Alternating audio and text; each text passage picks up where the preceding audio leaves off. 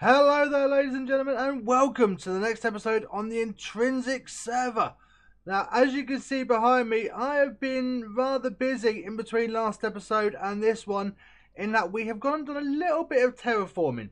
That's right, the couple of bumps in the middle, we've gone and taken those out. I've made a rough start on the little pathway leading up to the gate. So yeah, we've got a few little bits and pieces done. Excuse me. But also, this episode, we're going to be building 2 new farms. That's right. And those farms are going to be, we're going to be making a sugarcane farm, a rather large one, and also an ink sac farm. That's right. The ink is going to be a very valuable asset, as we're going to need lots of grey dye for the flooring that I've decided to do for our castle, because I'm going to use grey wool as one of the key components. So yeah, we're going to need that, and also sugarcane, because when we get our villager hall set up, we're going to need lots of paper. That's right. Now, these 2 farms, we're going to be doing them in 2 different ways. Because if you remember last episode, I said how we would have all of our farms underground with just a little house in this area, in our town area. Well, the ink farm, I'm actually going to build the farm and then build the house afterwards. Whereas the sugarcane farm, I'm going to build the house, then the tunnel down below, and then we'll build the farm. And with regards to the sugarcane farm, we've already got the house built. That's right, we already have got this house built over here. Now, this isn't my own design. I've tweaked a design. If we just come on over here so we can get a better look at it. I've actually tweaked a design from Andy Ajoda. That's right. And it's really nice, I think. What do you guys reckon? Yeah, it's a good start. I'm thinking we're actually going to make this as like the library for the town, which is why it's a community build for this area, for this town. So it has the brick roof, the tiles of the roof. All the other little houses and everything are just going to have a standard wooden roofs. But if it's a large, I can't remember what the word is. If I remember later on in the episode, I'll say it. But yeah, the large, for the buildings that are to do with the town, like the town hall, like the villager trading hall, things like that. The big community buildings, they'll have the tile roof. All the little houses will just have a wooden roof. So to begin with, we'll come on up here. So with this being a library, we're going to need bookshelves. So this is where I think we'll have the paper storage here. So yeah, all the sugarcane we convert to paper, we'll have that stored up here somehow. I'm not sure how we'll do it, whether it's going to be shulkers, chests, or what. If we come on through, we've got a bit of a space here that we can put some interiors in, as well as up here. Now don't forget, all of this area, this entire town, is going to be villager friendly. So hopefully we'll get villagers around, wandering around here and everything. There is also another way up, because there is 2 towers in this build. So we have 1 tower just up here. There we go.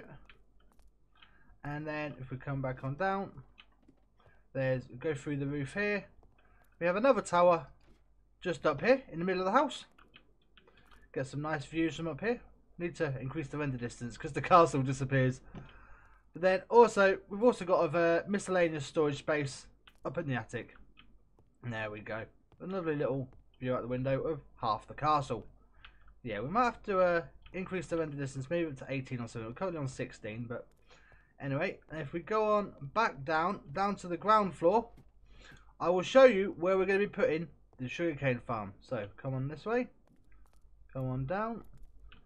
So down here, the little storage. This is where all of our sugarcane is going to be stored. So all the farm is going to be automatically feeding up here into a whole series of chests. So this is going to be our bulk storage for sugarcane. And the farm is going to be down this way, down here. You can see we've got a nice lit stairwell coming down. And this is where we're going to be putting our farm. So first things first, we need to go and dig out all of this stone, because we're going to make a big sugarcane farm. Never mind the small one we've got, the community area that only has about, I think it's 10 sugarcane growing. Oh no, this is going to be much bigger. And there we go. We have the hole all dug out. And we have a little gangway going across the middle. So yeah, we have quite a lot been dug out and gone on here. So let me just explain what's going to be happening. If you remember our little storage cells that we had over our starter base, the sugarcane we've got. It's just a little bit, but we've gone and extended it. So this hole up here will have an observer. There will be sand along the bottom on these stair blocks, and when the sugarcane reaches up to the observer, it's going to trigger the pistons, which will in turn knock the sugarcane off. Hang on, let me think. Sand. Yeah, the pistons are going to be behind this row of stone blocks right here. So when the third one grows, the observer triggers all these pistons, which push the blocks, which knock the sugarcane off. Now, on this gangway, we're going to have some glass panes just going down to here. So the sugarcane hits the glass, falls down. We'll go down this bottom floor. We'll have water channels, all flowing water down into that channel there. Then that will flow it and take it up into our storage system. So yeah, we have one of these cells. I'll repeat it on the other side. So that's 2. 3 layers. So we have 1, 2, and 3. So that's 6 of them. And then we have the same thing on the other side. So we have 12 of these little sugarcane growing cells. And hopefully that should give us plenty of paper so we can get it all put in. But the first thing we need to do is we're going to get these sticky pistons in. So we've got 60 of these to put in. So we go, there's one side. And then we'll just do them on the other side. Then of course we're going to have to put some water down for this sugarcane as well. So we have the sand, which will be going where I'm stood right here. Let's just do that so I don't fall down. There we are. Now I'm going to have to put a... Have I got any blocks? No. I'll grab a block, put that there. And then all we'll do is just stick some water behind. So then we can come along and put the sugarcane on top. So yeah, that's all of that nice and simple. Then of course we need to do the wiring. Now I have got to make a tunnel to get behind there. So we'll just refill my bucket. And we need some repeaters, redstone and an observer. So if we come on up, let's do this side first. I'm pretty sure it's, yeah, that's right. Then we need repeater, that one on a tick delay, just so we get a slightly longer signal. Because if you just do the one, these sticky pistons will just shoot out, but they won't actually retract back. I found that as a problem in the sugarcane farm that we grew over our other base. So yeah, we'll just do this and then run this all the way along. Oops. Better just knock that down. There we go. And that is all the redstone we need. That should be nice and simple. The redstone powers this block, powers the sticky piston, and that entire row will then get knocked out.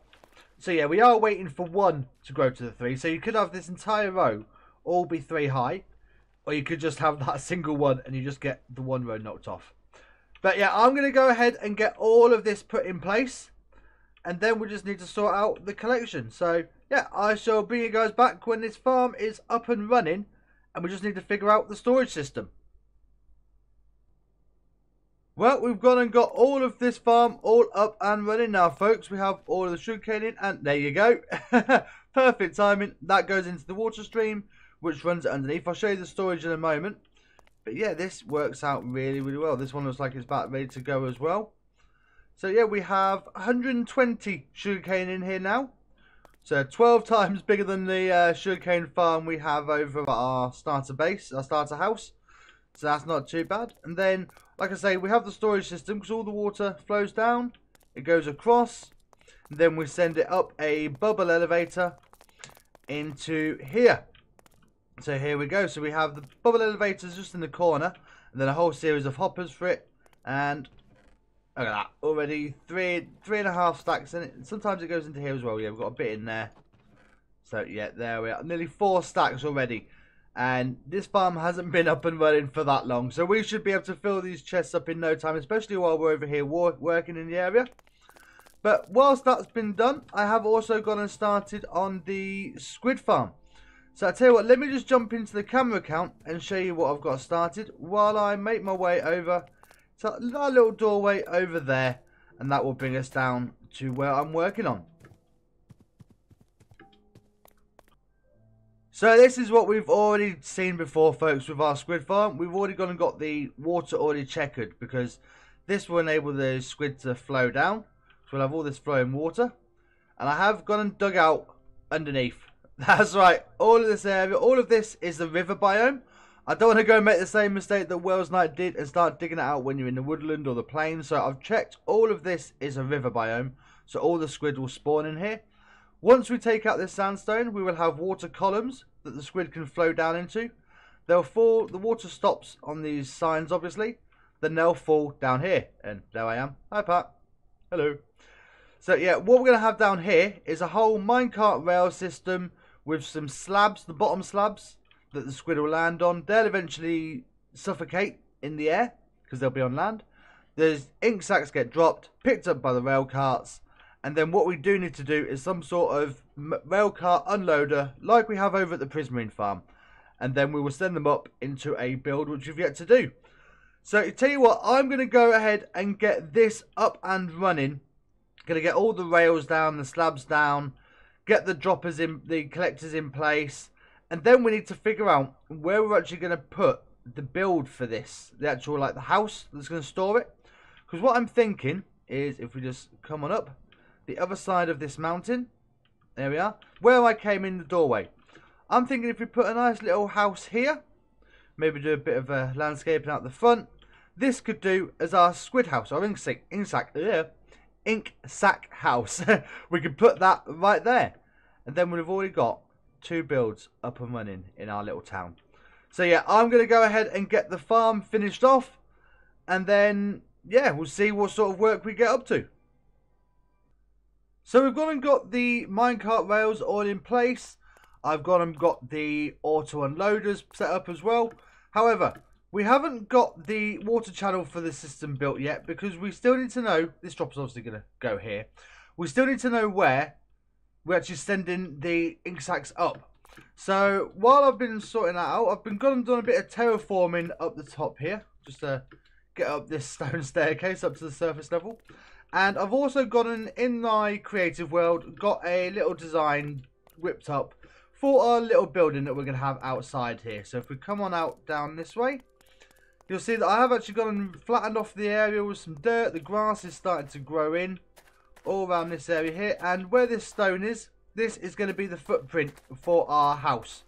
It's not going to be a big one, only little 2 stories leaning against the cliffside, and we're actually going to have our storage system in the cliffs here. This is where our chests are going to be, so we can hide the storage system in the water channel. But I'm going to go ahead and get this little house built now. I might even get the storage system put in. And who knows, we might even get a little bit of landscaping done out front here. I mean, we didn't do anything for our sugarcane farm just here, just the path. Because really, I want to try and get the areas populated before I start putting in, like, the hidden lighting that I want to have. I don't want to have torches everywhere. I know I've got torches laid out on a 5x5 grid. But eventually, once this whole place is done, you shouldn't see, well, you'll hardly see any torches. We'll have a few on the outside of buildings, but they'll mostly be aesthetic. I want a lot of the lighting to be hidden. And don't forget, the whole point of this is it's going to be mob proof. So yeah, we're going to need a lot of lighting around this whole area. So anyway, I'm going to go ahead and whip this building up. And I shall bring you guys back when we are up and running. And I might even go and turn the farm on as well. So yeah, I shall see you in a moment. And there we are, folks. We have a build that houses our ink sac farm now. It's just a nice little build, and I am deliberately staying out of a bit further away than not. Oh, hello. We have a hill sheep. Yeah, I'm deliberately staying a bit further away than normal because I've got and used some of our new movable armor stands that we have in this world. Because if I come in close with my spectator account, yeah, you can actually see the ghost of the armor stands. I've just got them holding up these trapdoors. Just a little feature, gives it a bit more realism. Obviously, these shutters wouldn't hold themselves up at that angle. And I've also gone and done the same for our sugarcane farm as well. Yeah, that was a lot of armor stands. But anyway, this is our build. So it's just a nice little thing. If we come on through, we have little downstairs area. It still needs a lot more furniture in. Our storage area is up the stairs. So here we go. Now this farm has been on for a little while. There you go. The ink sacs are flowing in. However, we did have to do a bit of redesign. I'll show you in a moment. But remember, with squid farms, you need to be within 24 to 32 blocks, I believe it is. So we're too far away here. So we have this little tunnel. And if we come on down, I should actually be down here. There's my name tag. Yep, there I am. And we are slightly close. We are closer to the farm here, but I have actually gone and redesigned the farm. What is it with me and any farm that involves water? I always put it too high up. We have actually had to go and lower the water by a good few. Remember, I did have the water up in this glass layer. Now we dropped it down. Now, yeah, there's nothing spawning at the moment because Dog Captain's on. And his base is right out by the ocean. So they're taking all the squid spawns at the moment. But it does work when nobody else is on. This works fantastically. We've got a large... Unfortunately, if I'm going to redo this farm in the future, I'll make it narrow. Because if any squid spawn in this area here, they don't actually move. So they don't actually fall. So the only valid spawn points is anywhere around here. Because then the squid will actually swim and they'll swim down and fall. But anyway, it works. We have proof of concept. We have a working squid farm. Come on over the hill. We have 2 builds now in our town. And I think that looks fantastic. So yeah, I've done a little bit of decor around the outside. Just to settle the building in. Rather than making it so stark and up against the stone. And I'm really liking this. I'm really liking this stone floor design. So much so that I've actually gone and started to put it in over our castle. If we just fly on over. Yeah, I've actually gone and started to use it in our courtyard. So as you can see, I've gone and used gravel and concrete where we have a path that's been worn. A well-worn path. So you've got lots of all the bigger stones broken down into small pebbles and dust. And then we have this variation for the floor. Obviously, it uses quite a lot. So we've got quite a lot of space to fill out. But it may look very, I don't know, what's the word? A lot of area is going to be this. But don't forget, we are going to have buildings and all sorts going in this spot. So it's not just going to be the floor. This is going to be a background for the castle. So yeah, progress is coming along nicely, folks. Next episode, we might do a little bit more building in the community area. Maybe even set up our first proper shop on the server. So yeah, because I mean, after all, we have all these prismarines and sea lanterns, but we still don't have a supply of diamonds. We're not actually selling them. So yeah, maybe next episode we will go and get all of that prismarine sold. But anyway, folks, thank you very much for joining me. I hope you have enjoyed this episode. If you're new, please be sure to go ahead and hit subscribe. And if you have enjoyed the video, be sure to hit that like button, folks. It really helps out. But for now, all that's left for me to say is take it easy. And I'll see you all in the next episode. Bye, guys. Bye. Alright, I'm off to go do some housework while these squids spawn in.